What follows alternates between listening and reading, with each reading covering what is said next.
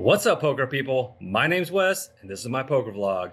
Today we're back in Austin playing on the RFID table. If you've been following the vlog, this is actually the night following the last vlogs. The last vlog was Friday, and this is the very next night, Saturday night. It's a 5-5 no limit cash game session. I'm gonna buy into the game for $5,000. Wish me luck. These are the buy-ins to start the session. Will bought in for $6,000. Albert and I bought in for $5,000, and everybody else bought in for around $2,000 to $3,000.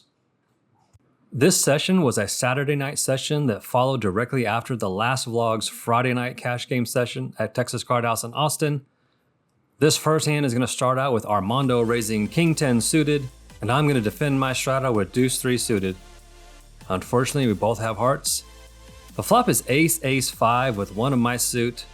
I check and I decide after Armando c-bets that this is a great flop to check raise. If he just has a pocket pair between 5s and aces, maybe he'll fold. If he has a hand like King Queen or Jack 10 or King 10, he can probably fold those too. So I check raise to $150. So over to Armando, he has to decide what to do. He only has 2 backdoor draws, and it's going to be hard because if he calls, he has to turn a card just to have a draw. He's got to call $115 just to pick up a gut shot or a flush draw on the turn on a board where the top card is already paired and he can't make top pair.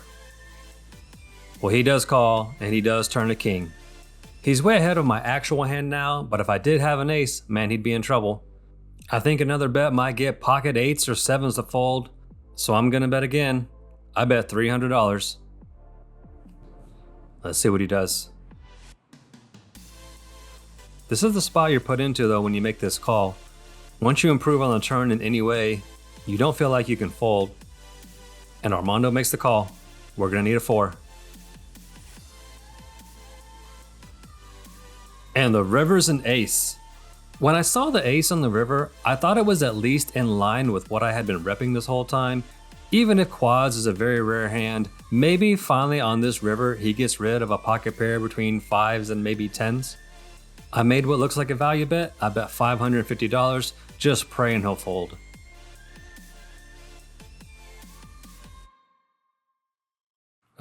He makes the call. Nice hand. And we start the night bluffing off $1,100 with 3 deuce.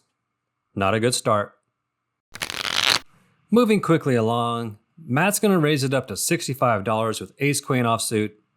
He's in early position. I'm in the small blind with king queen. I'm gonna make the call. We've talked a lot in the past 2 weeks about how I feel about 3-betting a hand like king queen against a raiser when I really just want to see a flop. And I'm just gonna call here and play my hand for its actual value. The flop is ace queen 7, so I flop second pair. I'm gonna check this over to Matt. Matt makes a c-bet of $40. Yep, I'm gonna call that.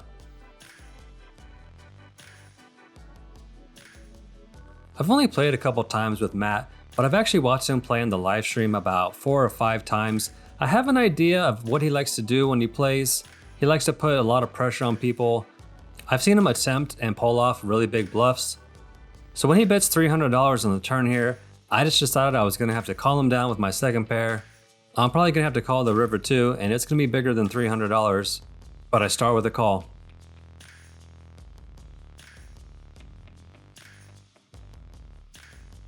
The river's a jack. I didn't really feel like this improved either of our ranges that much.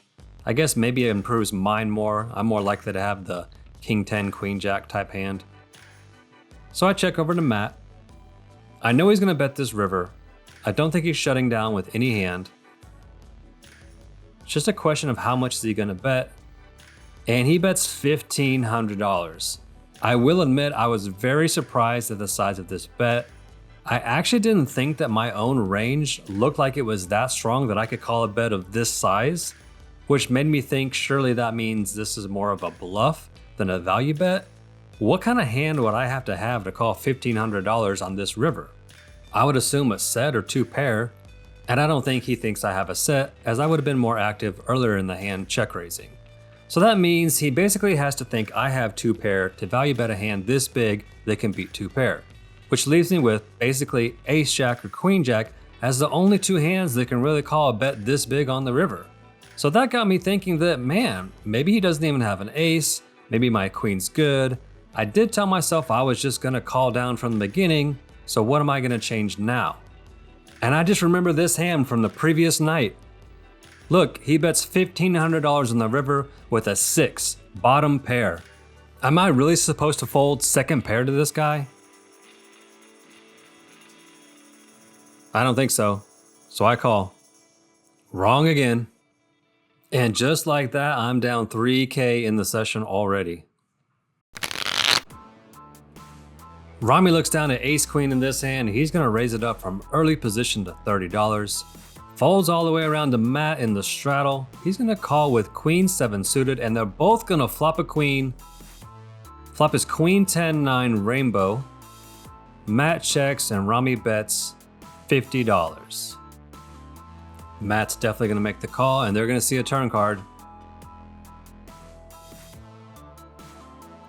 The turn is a 7, so Matt turns 2 pair. Rami still has top. Matt checks, so over to Rami to bet. Rami bets 175, and now Matt has a decision.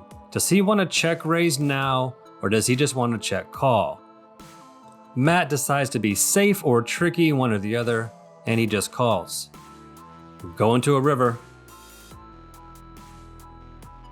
Oh, the river's a queen. Rami makes trips and Matt makes a full house.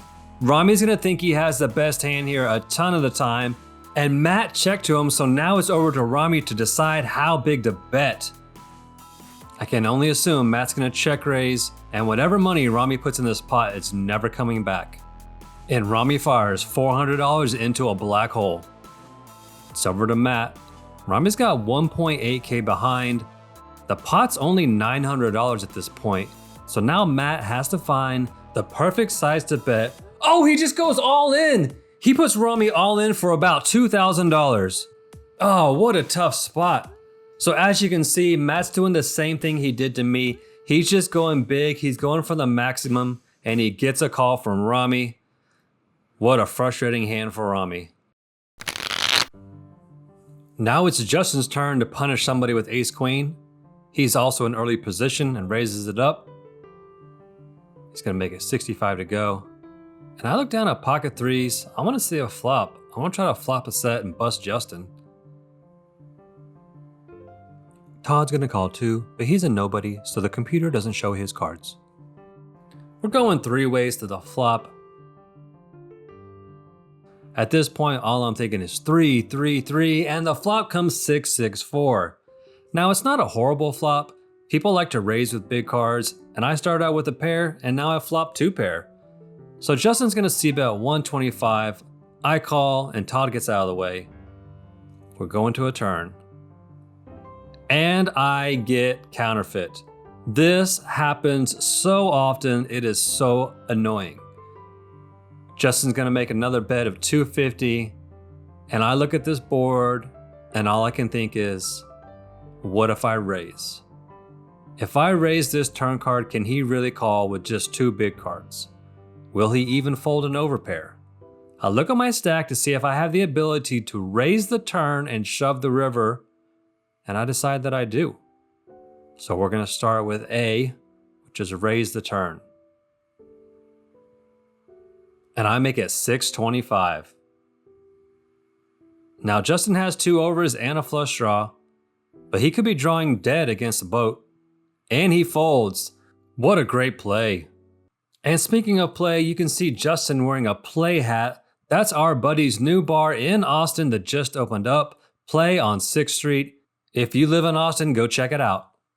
In this hand, Justin decides to play pocket 6s from the hijack. There's a $10 under the gun straddle, so he makes it $35 to go. Armando looks down at pocket 7s in the small blind. You can see he considered re-raising but decided just to call. And it's only $25 more to Albert, who's 10-8 offsuit, and he wants to see a flop. While we're waiting, hit that like button. And this flop has a little bit for everyone. Armando flops a set, Albert's open-ended, and Justin has a pair and a gut shot. Armando checks. Albert leads out. It's over to Justin. He decides his hand isn't quite good enough and he makes the fold, but Armando is going nowhere. The question is, does he want to check raise or just check call? He wasn't the pre-flop raiser. Being in the blinds, he has a pretty wide range and he decides to check raise to $250. Albert double checks his cards. He's never folding here, and I don't think he wants to re-raise. He's just gonna tank for a minute before he calls. And there it is. We're going to a turn. And the turn's the 10 of clubs. 10 of spades would have been more interesting, but this is a pretty interesting card because now Albert turns a pair to go along with his draw. At this point, I think Albert would call almost any size bet. Let's see what Armando does. There's $600 in the pot.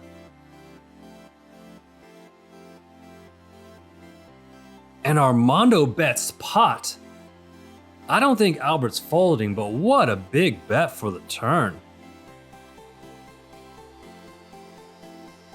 And just as I suspected, Albert calls.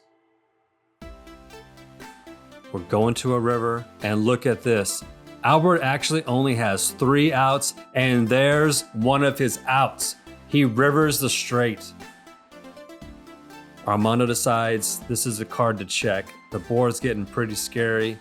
He knows he can't fold though, and let's see if Albert follows Matt's line and bombs this river for $1,800.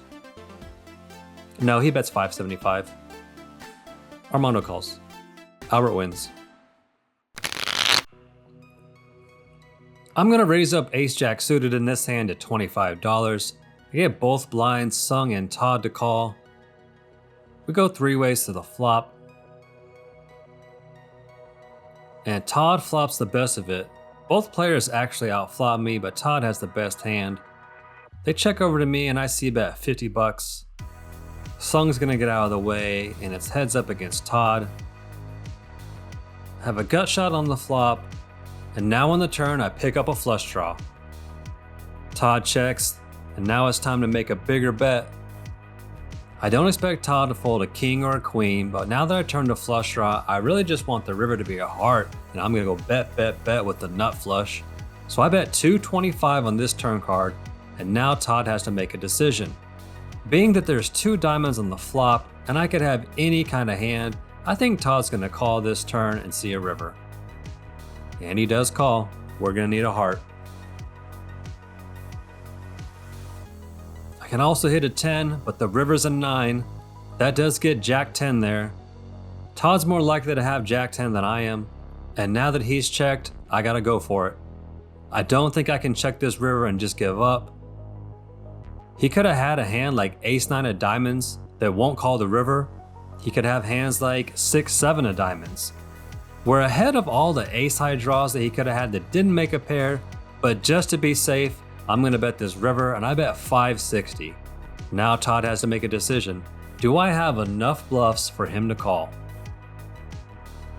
I guess I do, because when he calls, I show him a bluff. And I lose another pot. Oh, Will's got pocket aces. He's in early position. He makes it $60 to go. Folds around, and Rami's got kings. And look at me sitting in between with so much hope that maybe I'll have a good hand. I haven't looked at my cards yet, and I'm already watching these 2 guys battle. Rami decides to 3-bet to $225. I look down at garbage cards and fold, and it's back over to Will. Will has to decide if they're deep enough for him to have a 4-bet range or if he would prefer to just flat. It looks like he's going for it. Will's gonna 4-bet to $430 and watch Rami's demeanor. He went from confident to deflated just like that, and he is the 2nd best starting hand. I don't know if Rami's been running into aces a lot with kings recently, but this man does not look confident. But he also knows he can't fold. We're going to a flop, aces versus kings. Will flops a set of aces, and Rami's drawing almost stone dead at 2%. This is the kind of flop that you hate when you have pocket kings. but in this hand, it's gonna save Rami's stack. Rami checks and it's over to Will. The question is, does he want to bet this flop or check? Will has to make a decision based on stack size, image, and if he's played any hands with Rami in the past.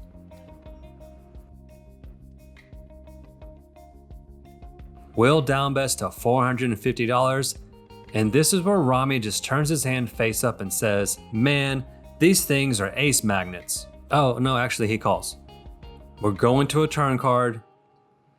Rami has 2% chance to win. He doesn't know it, but he does not want to turn a king.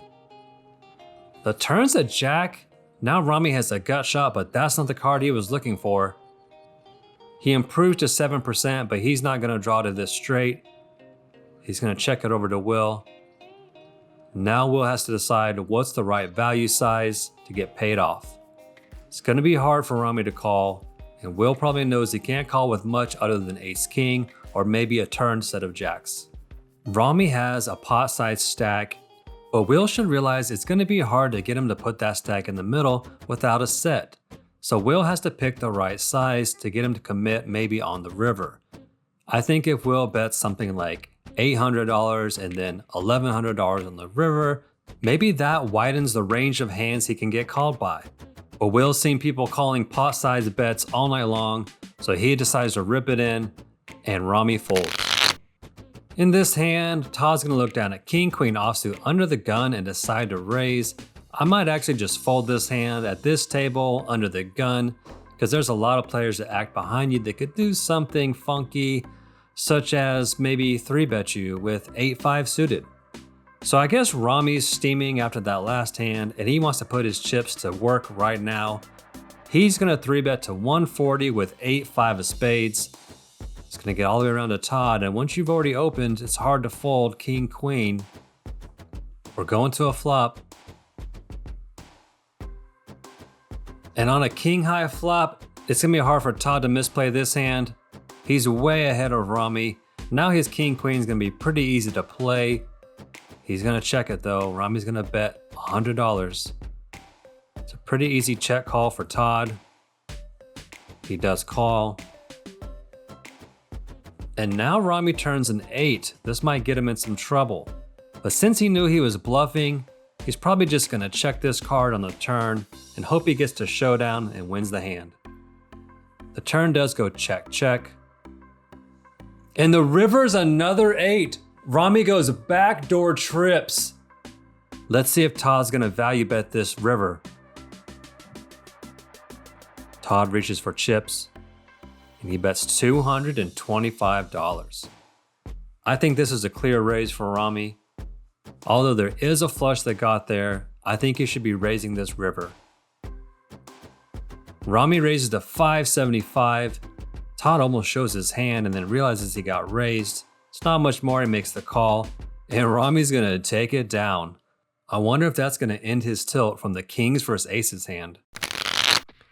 I added on 5K, so now I'm in for a total of 10K. I've got about 7,000 in my stack, and I look down at pocket jacks and make it $50 to go, but Sung looks down at pocket kings in the big blind, and he's gonna 3-bet. Now this table is full of high-level thinkers, and one thing the high-level thinkers don't like to do on Hold'em is call out of position. This is why you see so many players in the blinds 3-bet in this game. What this means for me is Sung doesn't have to have a premium hand in this spot. So I have to make the decision, do I want to 4-bet or just call? And I have a lot of history with Sung. I'm gonna put it in his face with a 4-bet. And I decide to put basically half his stack in the middle.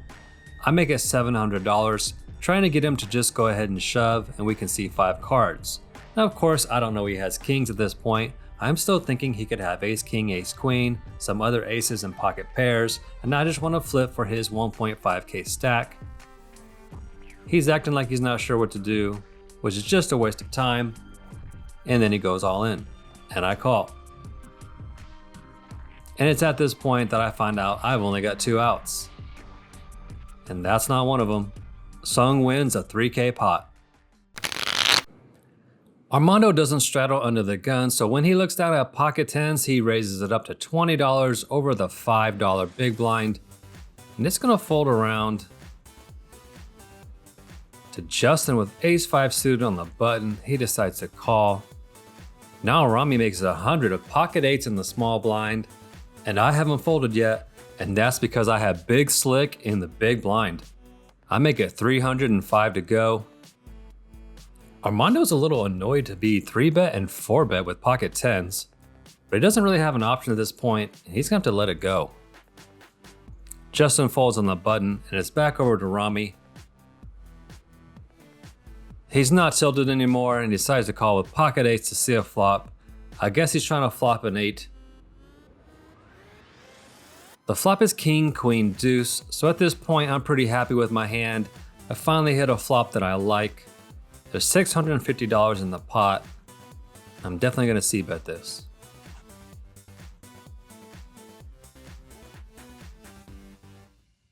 And almost before I can even get done betting, Rami folds. To start this hand, Sung misreads his cards and raises up with Jack-5 suited. It folds to me and I've got pocket sevens. I want to see a flop. I don't see any reason to 3-bet. I just call on the button.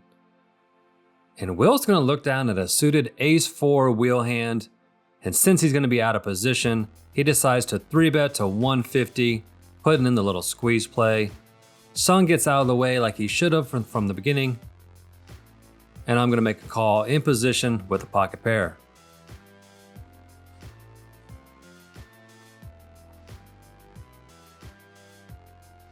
The flop is 9-6-5 with 2 clubs. It's not a bad flop for my hand. I don't have any clubs, but I do have a pair with a gut shot, and I should be against a range of big overcards and some big pairs.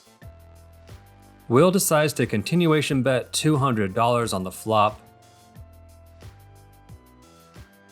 It's over to me, and I have to decide what to do. I have a few options. I don't think folding is an option, but I can call or I can raise, and I decide to raise it up right here.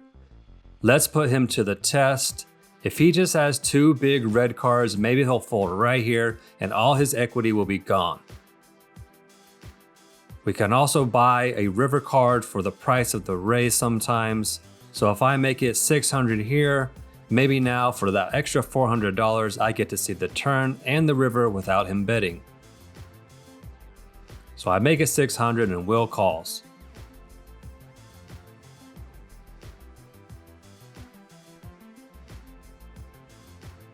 Will turns an ace, which is one of his gin cards. I'm sure he'd rather see a club, which would give him the nuts, but an ace is pretty good for him. He checks, and I know I'm not betting this card. I take my time and check. And sure enough, my raise in the flop bought me a turn and river card. The river's a 6 that pairs the board, does not give me a straight or a set. I'm pretty much done with this hand. I don't think I can get Will off of any hand that beats me, and I don't want to call a value bet if he bets. He does check, and I'm just going to check behind. He announces ace, and I muck my cards. Todd's gonna raise his pocket pair of 5s up to $40 under the gun. I have pocket 6s, one slightly better, and I'm gonna make the call. We get heads up to the flop. 2 small to medium pairs, and the flop is 8-8-10 with 2 spades. Todd c-bets 55. Do you think that's a coincidence? I don't think so. And I'm gonna call. I'm not gonna fold a pair this easy. Now we're both at risk of being counterfeit if a 10 comes. We saw that earlier in this session, but the turn is a 3. This is a brick for both of us. And Todd decides to bet 105. I'm surprised he didn't bet 110, but now I gotta decide, am I just gonna call him down with pocket 6s? Or is it time to let it go? And I decide to call. The rivers are jack. It's one of the Broadway cards that I didn't want to see. And Todd just keeps betting. He bets 175. Now this river bet isn't very big in relation to all the other hands we've seen so far, but I don't want to make a mistake. I'm already down so much in this game, I don't want to call and lose more money, but I also don't want to fold and lose a chance to win this pot. So I took my time and called 175, and I'm glad I did, because Todd had the worst hand, and I take it down. After it folds all the way around to the button, Sung looks down at pocket aces and makes it 60 bucks to go, and Rami's got queens in the under the gun straddle. He's gonna 3-bet to 200. I get out of the way, and it's over to Sung. He has to decide if he wants to 4-bet or call, and he decides to just call. I guess he thinks he would do this with most of his range. Maybe he would 4-bet hands like pocket kings and queens to avoid that one overcoming, but he's gonna call with most of his cards, so he decided to call with pocket aces, and the flop is 10-10-9. Rami thinks he's way ahead at this point, but as you can see, he's only got a 12% chance to win. He's gonna c-bet $125, and after just calling pre-flop, I think Sung should always just call on this flop, and he does. The turn's the king of hearts. This is an interesting card. It's an over to Rami's pair, but it also gives him a straight flush draw, and it gives Sung the nut flush draw. Both players should be okay with this card, but I don't know that they want to use it to build a huge pot. So Rami checks, and it's over to Sung to decide what to do, and he looks like he wants to value bet. He bets $350.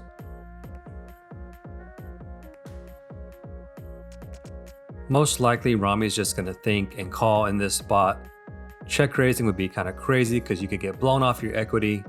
It's possible that Rami knows he's gonna call and he's just taking a little bit of time to maybe slow Sung down for the river bet. And Rami makes the call.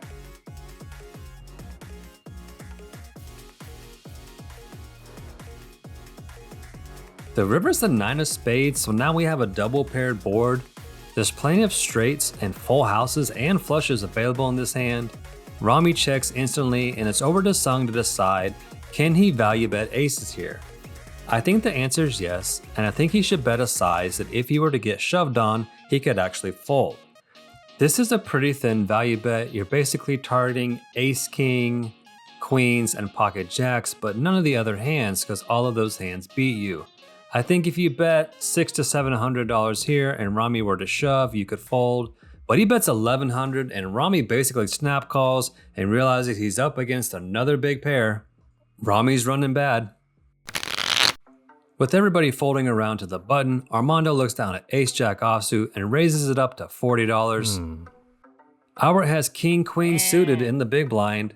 He wants to see a flop. These two are going to go heads up. King-queen against ace-jack.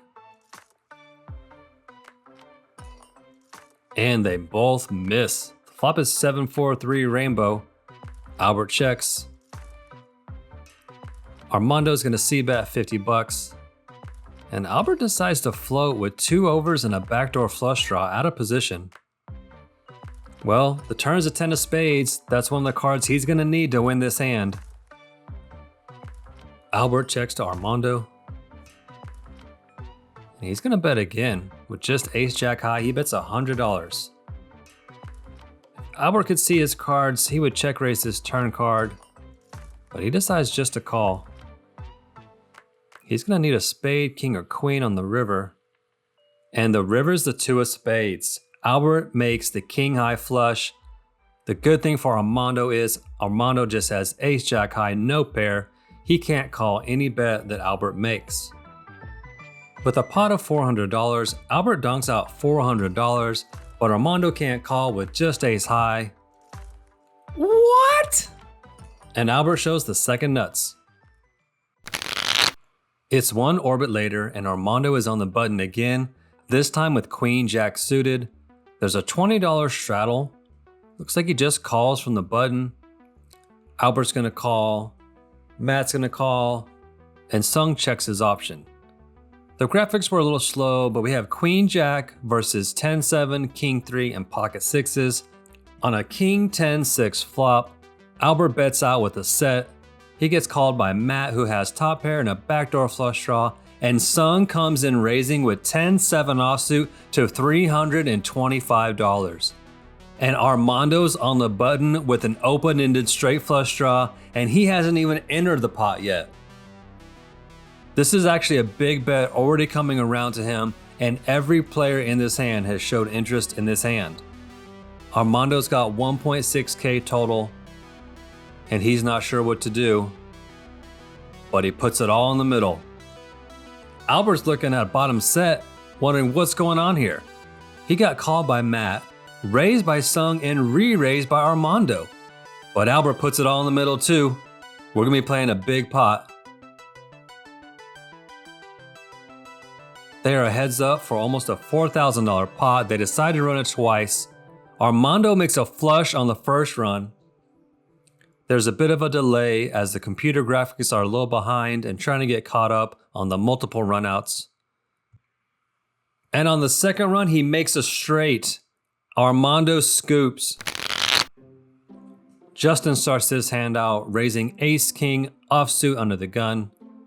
I decide to flat with blocky 6-3. Matt decides to just call in the small blind with ace-queen, and we're gonna go 5 ways to the flop in this hand. The flop is 9-8-4 with the 9-8 of spades. Todd flops 2 pair. Nobody else really has much. Checks to the pre-flop raiser Justin, who decides to c-bet a red ace-king on an all-black 9-high board.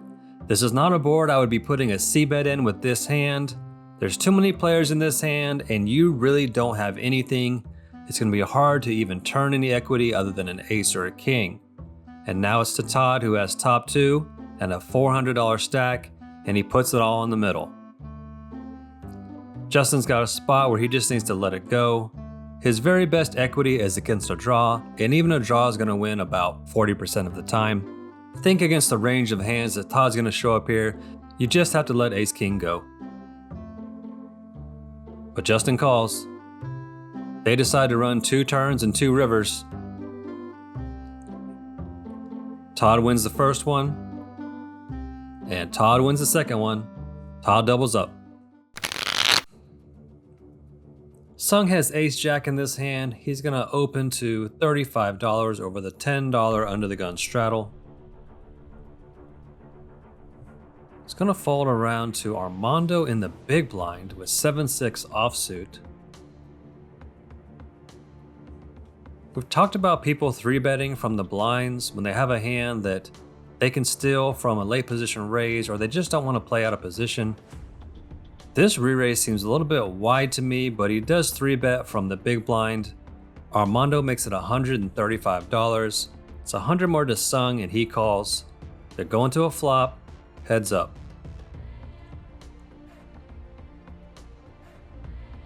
The flop is ace-king-king with 2 diamonds, so Sung stays ahead. He's also in position against Armando.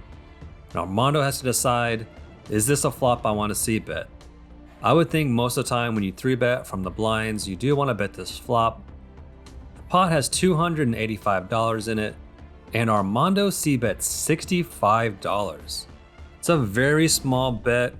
I think his logic here is that he would bet aces, kings, ace-king, queens, and jacks in a similar manner, and that's what he's trying to represent. But Sung calls.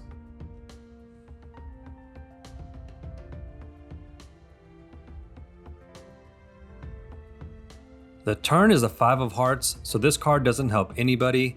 It's back to Armando, out of position with 7 high.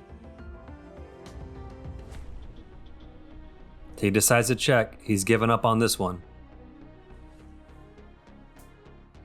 And now Sung decides he's going to bet for value, and he bets $225 with top pair.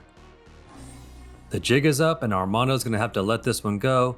This bluff isn't going anywhere, but he's reaching for chips, and he's got a completely different idea. After c-betting the flop, Armando's going to check raise this turn to $625. Sung has top pair. He sees it's only 400 more to him. He decides to call. He's not giving up on this pot. If you're enjoying this video, be sure to subscribe. I put a video out every Friday. The river's a 3 of diamonds. I don't think this card really helps Armando's range. He would have basically have to have Queen Jack of diamonds or a hand like 6-7 of diamonds. And it's really odd for him to have bet the flop and then check raise the turn with those hands. If Sung's beat, it's mostly going to be by a hand like Ace King or the rare pocket aces, pocket kings. If Armando bets this river, I think Sung's already decided he's going to call. Pot's 1.7k. Armando goes all in for 2.6k and Sung doesn't even think about it, he just folds. Justin wakes up with Ace King in the cutoff. He's going to raise to $35. Rami looks down at 8-9 offsuit and decides to 3-bet to 150. It folds all the way back around to Justin. Justin's not going to be pushed around. He's going to just call a 3-bet from the button with Ace King. We're going to a flop, the classic 8-9 offsuit against Ace King. And the flop is 9-4-3. Rami out flops Justin. Justin checks.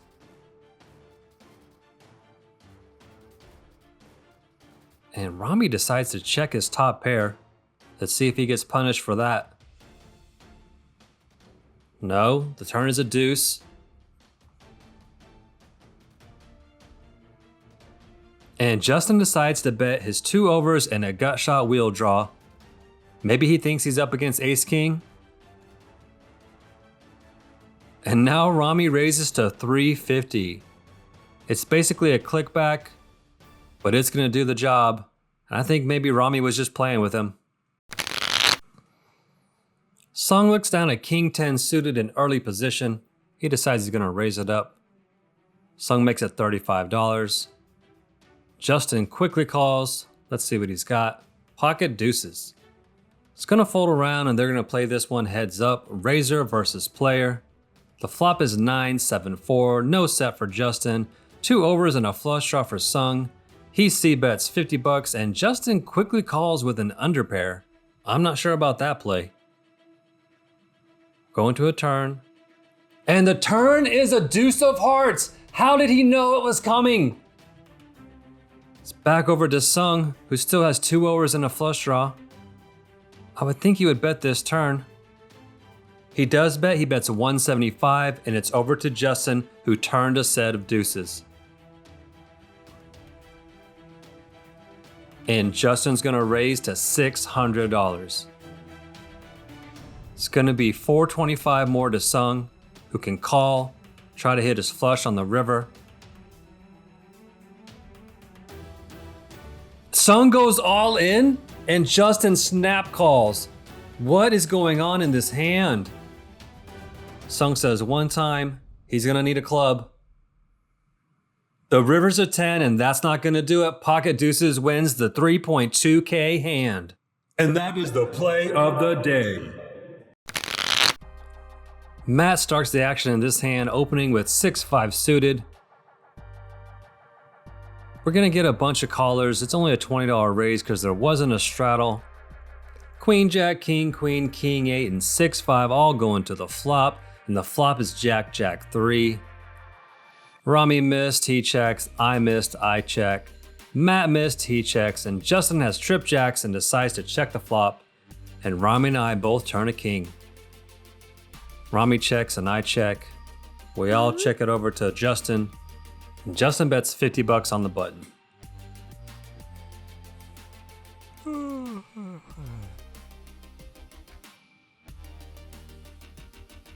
Normally I would just call in this spot, but now with another player in between, I don't want to risk giving 2 players a chance to draw out on me, so I check raise my king. I should have the best hand here unless someone has a jack, and little do I know Justin does have Queen Jack. Justin makes the call, and now Rami's in a weird spot, and he folds. At this point, since nobody bet the flop, and he didn't re-raise the turn, I'm just thinking I'm up against a king or a flush draw. The river's a 4, it's not a club. I decide to value bet 350 on the river, and Justin just calls with Queen Jack. Remember to play carefully. We've got more action with Justin raising it up, and he's got pocket kings. He's in late position, and I'm going to look down at Jack 8 suited in the small blind, and I decide to 3-bet. If he decides to 4-bet, I can easily fold this hand, and I don't think I should just be calling, so that's why I 3-bet. Justin decides to flat with kings. We're going to a flop.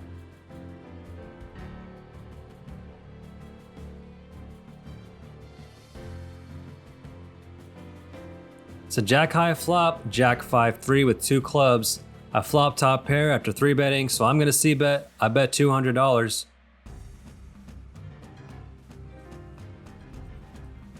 And Justin's getting raising chips. He makes it 600 to go. I did immediately start getting worried that I didn't have the best hand. I don't know that I thought Justin had an overpair, but I did think maybe he had a better jack than I did. But I also started thinking, if I 3-bet this hand pre-flop and hit a jack and just fold to a raise in the flop, that seems a little too weak. He could have ace king of clubs, he could have some sort of combo draw with suited connectors. I just thought it's too weak to fold top pair on this board just to one raise. Decided I was going to call and see a turn even though I really didn't have a plan for what I was going to do for future bets. I think mostly I'm just going to have to fold if he puts any more pressure on me. Maybe we can just turn an 8 and have the best hand. Oh, that's close. The turn is a 7 of hearts. I check it to Justin.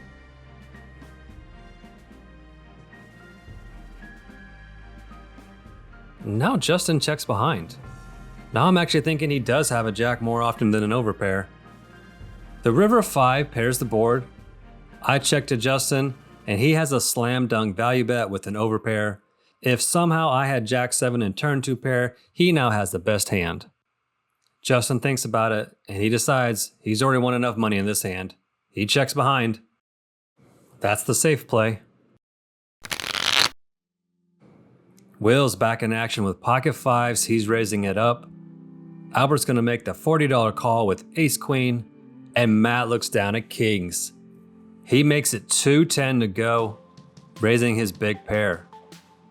And Justin looks down at pocket aces in the small blind, and he re-raises to $700.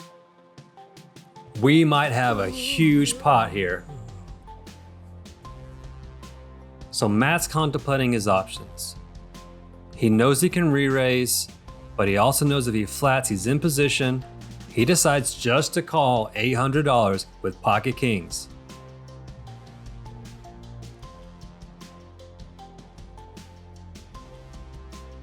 The flop is queen deuce deuce. Both players still have an overpair, but they're both worried about pocket queens. We know Justin likes to go for max value, so he's not down betting this flop. He bets $800 into Matt. Matt's got an overpair, but he does have to worry about aces and queens. He's looking at an $800 bet with pocket kings.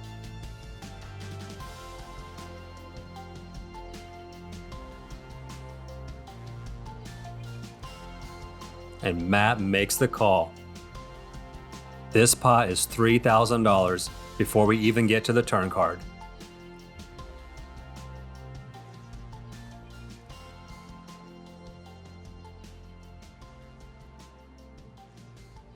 The turn is the 8 of clubs. This doesn't change anything. And Justin quickly decides to check.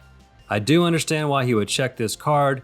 Pocket queens are actually in Matt's range, but probably not so much in Justin's. Matt checks behind, and we're going to a river. The river's a deuce, so they have deuces full of aces and deuces full of kings. Justin checks again, and this is a huge mistake. And I'm not talking about just getting value, but I'm talking about preventing yourself from losing money. All right, check out this chart. If Justin goes all in and Matt has pocket queens and calls, Justin's gonna lose $3,100. But if he goes all in and Matt has pocket kings and calls, Justin's gonna win $3,100. So if they have these hands evenly, this is a break-even play. Shoving on the river is break-even for Justin. That doesn't sound great, but look at the alternative.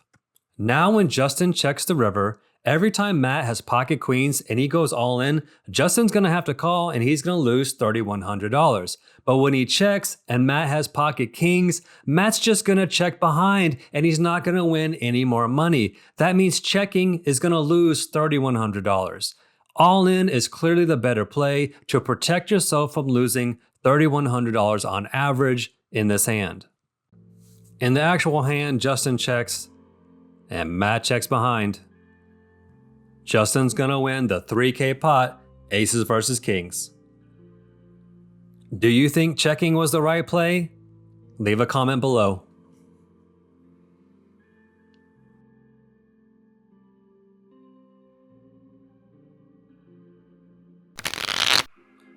Alright, we're gonna give Matt the mystery hand. We're gonna block his cards out. Matt raises to $60 pre-flop over my $20 straddle under the gun. It's gonna fold all the way around to me, and I'm gonna call with 4-3 suited. I'm gonna go to a flop, heads up, out of position with suited connectors.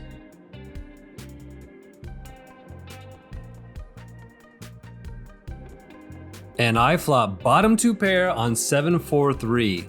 There's 2 clubs on this board, there's a lot of straight draws, and I know I can get counterfeit having bottom 2 pair.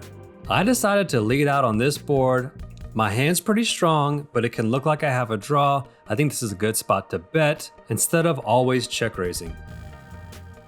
Matt calls and we're going to a turn. The turn's the king of diamonds. I thought this was a pretty good card because Matt's gonna float with all his ace king, king queen type hands, even hands like king jack. And if he does have a pair, let's say 10s or jacks, this card isn't going to scare him that much because I let out on this flop where I should have a lot of draws. The only ones that contain a king are exactly the king X of clubs. So I bet $155 on this turn. And Matt raises to $650. With all of the bad luck I've had and maybe even some bad plays today, I finally get a chance to get my stack in with the best hand. I'm pretty excited about this spot. I'm gonna tank for just a minute and I'm gonna rip it in. There it is, I'm all in and Matt calls. When he asked me if I flopped a straight, I started to get a little bit worried. And then he shows pocket kings. He turned a 2-outer and that's it. I lost 10K today.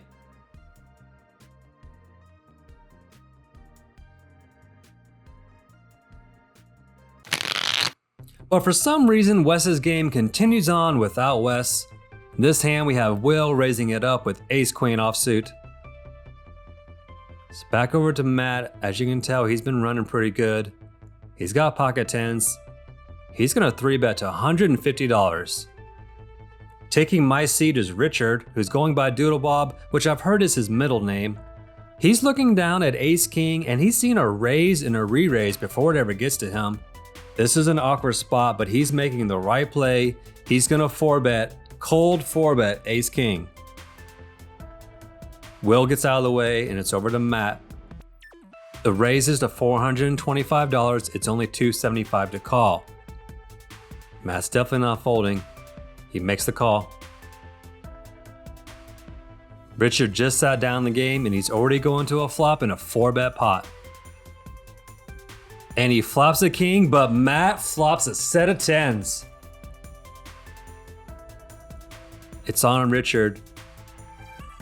He has top pair, top kicker, and he checks. He's trying to be a little coy. But Matt has the best hand, and he also checks. We're going straight to the turn card. It's a 9 of spades.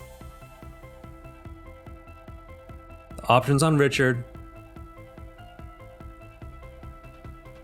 It's time to get some value, I think.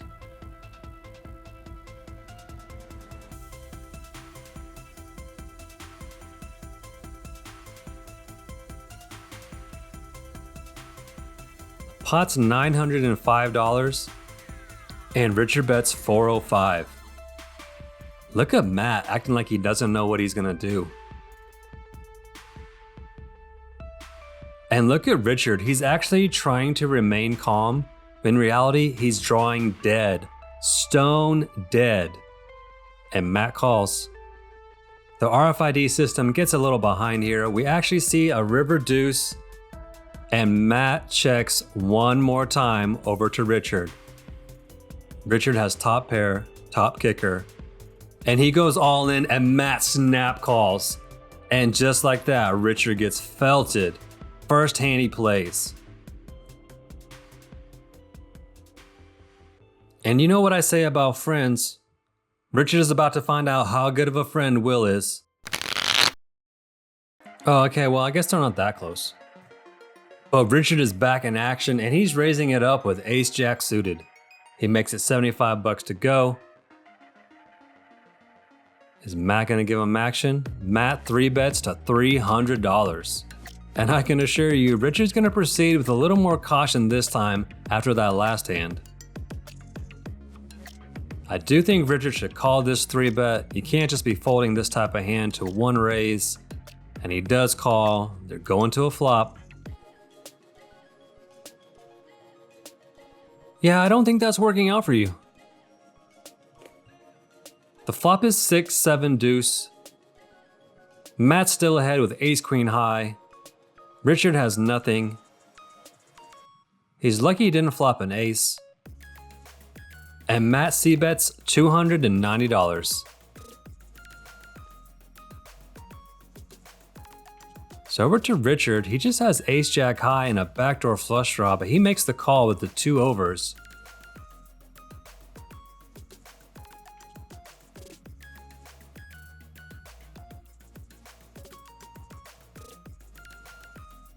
The turn's the deuce of hearts, it pairs the board, but it gives Richard the nut flush draw. And Matt's just looking at ace high. Does he want to make another bet? Matt checks. This is the spot where now Richard has to take the hand away, make a bet in the range of $600 to $700 with his flush draw. And he just checks. That doesn't make any sense. If you're gonna float with ace jack high and a backdoor flush draw, you definitely have to bet when you turn your flush draw, or else you're simply calling with the actual equity of 2 overs, which is roughly 25%. You didn't call that bet on the flop of half pot, just a turn or a river, an ace or a jack 25% of the time. This is the card you were looking for. I don't understand this check, but now we're going to a river card. And it's a queen. Matt hits his pair even though he didn't need it. Pot's 1.2K. Richard can't call even $20 in this pot. Matt puts them all in, but this is very unnecessary. Richard's never calling, ever, ever, ever.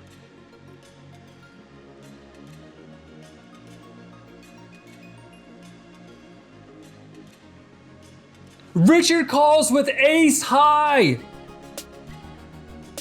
And just like that, Will's money down the drain. I wonder if they can still be friends. And this is the end of the night numbers. Look at Matt winning almost $17,000. Nobody else is even close. And I'm somewhere down the bottom in the negative 10K range. If you like this video, please hit subscribe. Also remember to hit like on the video, and I'll see you guys next week.